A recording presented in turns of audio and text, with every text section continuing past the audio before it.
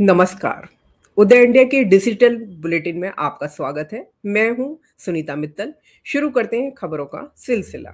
सबसे पहले बात करते हैं हम पीएम मोदी के दौरे की। सितंबर महीने की पहली और दूसरी तारीख को प्रधानमंत्री नरेंद्र मोदी कर्नाटक और केरल का दौरा करेंगे। इस दौरान वे देश को अपने पहले स्वदेशी विमान वाहक पोत आईएनएस विक्रांत की सौगात देंगे। यह कार्यक्रम 2 सितंबर को कोच्चि में होगा। पीएम मोदी 1 सितंबर को शाम 6 बजे कोचीन हवाई अड्डे के पास कलाडी गांव में आदि शंकराचार्य के पवित्र जन्म स्थान श्री आदि शंकर जन्मभूमि क्षेत्र का दौरा करेंगे, जिसके बाद वह 2 सितंबर को सुबह 9:30 पर कोची में कोचीन शिपयार्ड लिमिटेड में आईएनएस विक्रांत के रूप में पहला स्वदेशी विमान वाहक पोत चालू करेंगे। इसके बाद दोपहर 1:30 बजे प्रधानमंत्री मंगलुरु में 3800 करोड़ रुपए की परियोजनाओं का शिलान्यास और उद्घाटन भी करेंगे। प्रधानमंत्री जिस आईएनएस विक्रांत की शुरुआत करने वाले हैं, उसमें कई खासियतें हैं। इसे भारत के प्रमुख औद्योगिक घरानों के साथ साथ 100 से अधिक एमएसएमई द्वारा आपूर्ति किए गए स्वदेशी उपकरणों और मशीनरियों का उपयोग करके बनाया गया है।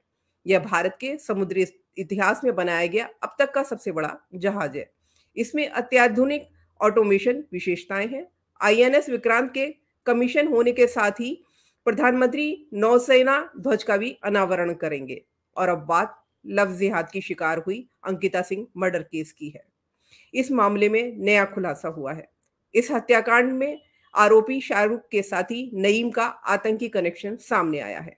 बताया जा रहा है नईम का पीएफआई आतंकी संगठन से रिश्ता है। पुलिस मामले की जांच कर रही है। अंकिता को जिंदा जलाने के लिए शाहरुख को पेट्रोल खरीद कर देने वाला दूसरा आरोपी नईम आतंकी संगठन से जुड़ा हुआ है। नईम के मोबाइल की जांच से पता चला है कि वो प्रतिबंधित बांग्लादेशी संगठन अंसार उल बंगला से जुड़ा हुआ था। नईम इससे पहले पॉक्सो एक्ट में भी जेल जा चुका है। साल 2021 में नईम 17 साल की एक लड़की को भगा कर ले गया था। इस मामले में वह जमानत पर बाहर था। अंकिता को जिंदा जलाने की घटना के एक दिन पूर्व नईम मुख्य आरोपी शाहरुख से मिला था। उसने ही पेट्रोल खरीदकर शाहरुख को दिया था। इस घटना के बाद झारखंड के पूर्व सीएम रघुवर दास ने आरोप लगाया है कि राज्य में आदिवासी बच्चियों महिलाओं के साथ 1000 से ज्यादा घटनाएं हुई हैं। यह साधारण घटना नहीं है, क्योंकि मजहबी कट्टरपंथी लव जिहाद के माध्यम से डेमोग्राफी बदलना चाहते हैं। ये लोग जमीन जिहाद से भी जुड़े हुए हैं। झारखंड में बांग्लादेशी जिहादियों ने अब तक 10,000 एकड़ जमीन भी हड़प ली है। और अब बात आत्मनिर्भर भारत की है। रक्षा मंत्री राजनाथ सिंह ने वर्ष 2047 तक भारत में करीब 3.25 लाख करोड़ के हथियारों का निर्यात करेगा भारत, ऐसा बताया है। भारत दूसरे देशों से हथियार खरीदना अब कम कर रहा है और खुद हथियार निर्माण कर रहा है। फिलहाल भारत 13,000 करोड़ रुपए के हथियार एक्सपोर्ट कर रहा है। रक्षा मंत्री ने कहा कि दूसरों की कृपा पर भारत अब नहीं चलेगा। हम खुद हथियार बनाएंगे। भारत की धरती पर टैंक, बंदूक, गोले, तोप का निर्माण हो रहा है। उन्होंने कहा कि सरकार ने तय किया है कि 2047 तक 3.25 लाख करोड़ का रक्षा निर्यात भारत से किया जाएगा, क्योंकि हम भारत को आत्मनिर्भर बनाना चाहते हैं। राजनाथ सिंह ने बताया कि रक्षा निर्यात में भारत की हिस्सेदारी साल 2014 तक मात्र 900 करोड़ की थी। रक्षा मंत्री ने कहा कि सेना की जरूरतों का साजो सामान हम यही भारत में बनाना चाहते हैं और रक्षा खरीद का 68% हिस्सा भारत से ही खरीदेंगे। रक्षा मंत्री राजनाथ सिंह ने कहा कि किसी भी कंपनी को भारत से सौदा करना है तो उसे अपनी टेक्नोलॉजी भारत को देनी होगी। वे भारत में आए, फैक्ट्री लगाए, उत्पादन करें, ताकि भारत के लोगों को भी काम मिल सके। और अब अगली खबर है हमारी बिहार से। बिहार के कानून मंत्री को हटा दिया गया है। सीएम नीतीश कुमार की कैबिनेट में कानून मंत्री बनाए गए पटना के बाहुबली अनंत सिंह के करीबी एमएलसी कार्तिक कुमार को हटा दिया गया है। उनके स्थान पर अब गन्ना उद्योग विभाग के मंत्री डॉक्टर शमीम अहमद को नया विधि मंत्री बनाया गया है, जबकि कार्तिक को अब बिहार के गन्ना उद्योग विभाग में मंत्री पद की जिम्मेदारी सौंप दी गई है। दोनों नए मंत्रियों के विभागों में बदलाव को लेकर कैबिनेट सचिवालय से भी आदेश जारी कर दिया गया है। कार्तिक कुमार 1 सितंबर के लिए हाई कोर्ट से जमानत पर हैं। 16 अगस्त को कार्तिक कुमार को बिहार के विधि मंत्री बनाए जाने को लेकर काफी विवाद हुआ था। उन पर अपहरण के एक मामले में फरार होने को लेकर वारंट भी जारी हुआ था। इसके बाद से कार्तिक सिंह पर विपक्ष काफी हमलावर था। यहां तक कि महागठबंधन में शामिल कांग्रेस और वाम दलों ने भी कार्तिक सिंह को मंत्री बनाए जाने को लेकर आपत्ति जाहिर की थी।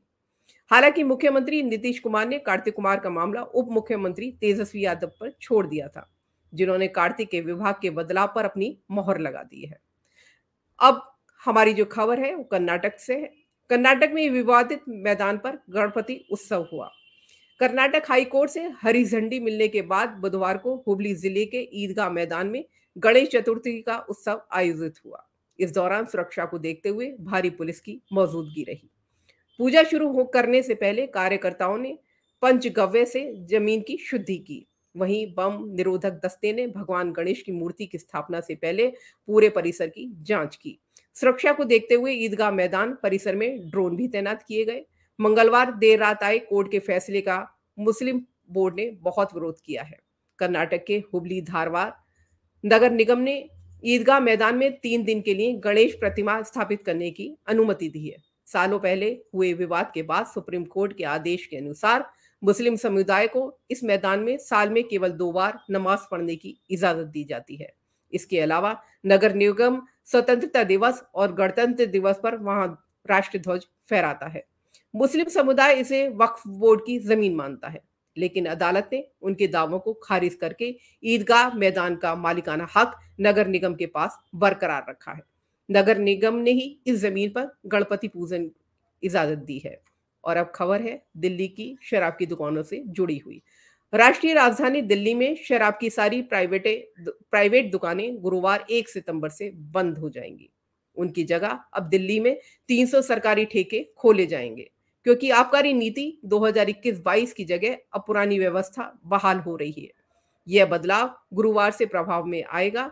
दिल्ली में करीब 250 निजी शराब विक्रेताओं के ठेले अभी संचालित हो रहे हैं, जिन्हें नई आबकारी नीति 2021-22 के तहत लाइसेंस दिए गए थे, लेकिन अब यह नीति वापस ले ली गई है। आबकारी अधिकारियों ने कहा कि अधिक ठेके खुलने से सितंबर के पहले हफ्ते से शराब की आपूर्ति में सुधार आएगा। दिल्ली में आने वाले दिनों में ठेकों की संख्या भी बढ़ाई जाएगी, क्योंकि दिल्ली सरकार की 500 ऐसी दुकानें खोलने की योजना है। इसके अलावा आबकारी विभाग का एक मोबाइल ऐप भी सितंबर से शुरू हो जाएगा, जिसमें उपभोक्ताओं को उनके आसपास ठेकों की जगह और उनके खुलने व बंद होने की समय की जानकारी दी जाएगी। और अब अगली खबर है हमारी उत्तर प्रदेश से। उत्तर प्रदेश में आयकर विभाग की टीम ने बुधवार को कई स्थानों पर एक साथ छापेमारी की है। आयकर विभाग की टीम ने लखनऊ, कानपुर समेत 22 ठिकानों पर एक साथ छापेमारी की है। बताया जा रहा है कि दिल्ली में आईटी के अफसर छापेमारी कर रहे हैं। ये छापे यूपीकॉन से जुड़े ठेकेदारों के ठिकानों पर डाले गए हैं। इस कार्रवाई के तहत यूपी के अंतर्गत कई विभागों में कार्यरत करीब 1.5 दर्जन अधिकारी और कर्मचारी रडार पर हैं। उसमें उद्योग विभाग, उद्यमिता विकास संस्थान, उद्यमिता प्रशिक्षण संस्थान और यूपीकॉन से जुड़े ठेकेदार शामिल हैं, जिनसे जुड़े ठिकानों पर इनकम टैक्स की रेट डाली गई है। आयकर विभाग ने उन अधिकारियों और कर्मचारियों पर नकेल कसा है जो सरकारी योजनाओं के भ्रष्टाचार में लिप्त हो गए हैं। इसके पहले 18 जून को उपायुक्त उद्योग राजेश यादव, मंगलानी ग्रुप और गोल्डन बास्केट फर्म पर छापेमारी के बाद करोड़ों रुपए जब्त किए गए थे। बुधवार को कानपुर में राजू चौहान और देशराज के ठिकानों पर इनकम टैक्स के अधिकारियों ने छापेमारी की। यह छापेमारी पनकी के गंगाराज इलाके में की गई।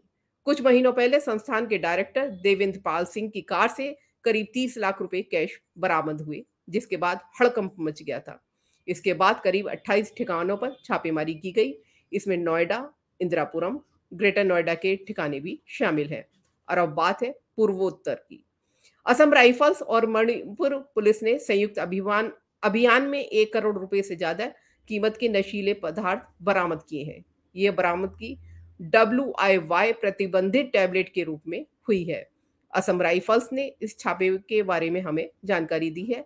असम राइफल्स और मणिपुर पुलिस ने मंगलवार को एक खुफिया सूचना के आधार पर मणिपुर के सीमावर्ती इलाके मोहरे में एक घर में छापा मारकर करीब 2.331 किलोग्राम प्रतिबंधित WIY टैबलेट बरामद की। इसकी कीमत करीब 1 करोड़ 3 लाख रुपए की आंकी गई है। असम राइफल्स ने बताया कि ड्रग्स तस्करों के घर में तलाशी के दौरान 5,50,000 म्यांमार के नोट और 78,070 भारतीय नोट के साथ 4 मोबाइल फोन भी बरामद किए गए।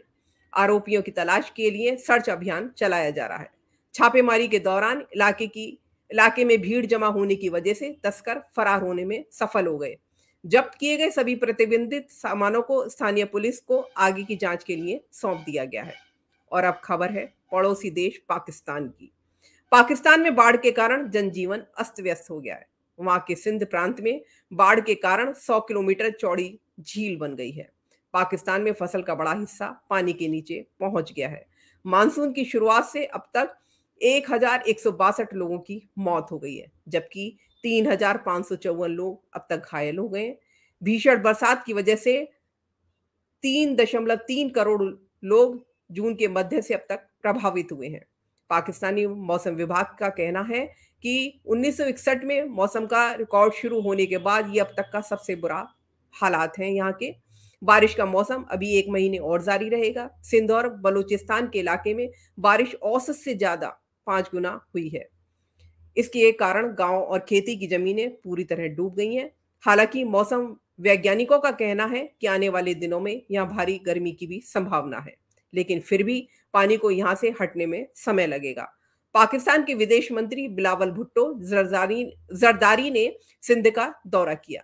बाढ़ के कारण गांव और शहर के लोग विस्थापित हुए हैं। हालात इतने बुरे हो गए हैं कि पूरे इलाके में सूखी जमीन कहीं नहीं दिख रही है। और अब बात फिल्मों की। 67वीं फिल्म फेयर पुरस्कार 2022 की घोषणा की गई है। बेस्ट फिल्म की श्रेणी में फिल्म शेरशाह को फिल्म फेयर पुरस्कार से सम्मानित किया गया है। अमर शहीद कैप्टन विक्रम बत्रा के जीवन पर आधारित फिल्म शेरशाह को 12 अगस्त 2021 को OTT प्लेटफॉर्म Amazon प्राइम पर रिलीज किया गया था। इस फिल्म में शहीद कैप्टन विक्रम बत्रा की भूमिका अभिनेता सिद्धार्थ मल्होत्रा ने निभाई थी। इस फिल्म में मुख्य अभिनेत्री का किरदार कियारा आडवाणी ने निभाया था। शेरशाह फिल्म को कोविड के कारण OTT प्लेटफॉर्म पर रिलीज किया गया था। दर्शकों ने इस फिल्म को बहुत पसंद किया था। कैप्टन विक्रम बत्रा साल 1999 में पाकिस्तान के साथ हुए करगिल युद्ध में अदम्य साहस और शौर्य का परिचय देते हुए वीरगति को प्राप्त हुए थे। मातृभूमि पर सर्वोच्च बलिदान के लिए शहीद कैप्टन विक्रम बत्रा को मरणोपरांत परमवीर चक्र से सम्मानित किया गया था। उदय इंडिया के डिजिटल बुलेटिन में आज इतना ही। मुझे दीजिए अपनी इजाजत। देश और दुनिया के बड़े मुद्दों से वाकिफ रहने के लिए देखते रहिए उदय इंडिया डिजिटल। जय हिंद।